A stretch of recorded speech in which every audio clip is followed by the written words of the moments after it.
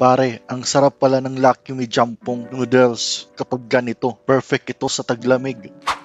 At kung nanlalamig na siya sa'yo, ay, kawawang itlog. Siyempre, lalagyan lang natin yan ng repolyo para special. Magpakulo ng tubig. Ito yung mga seasonings. Galing sa pouch ng Lucky Me Jampong noodles. Kapag kumulo, ilagay na ang noodles. Lagyan ng cabbage.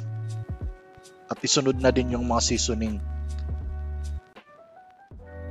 Ay, imekos-mekos na yan. Kapag ganito na siya, okay na.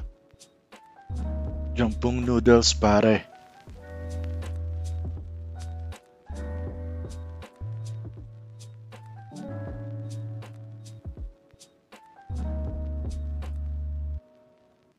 I love it.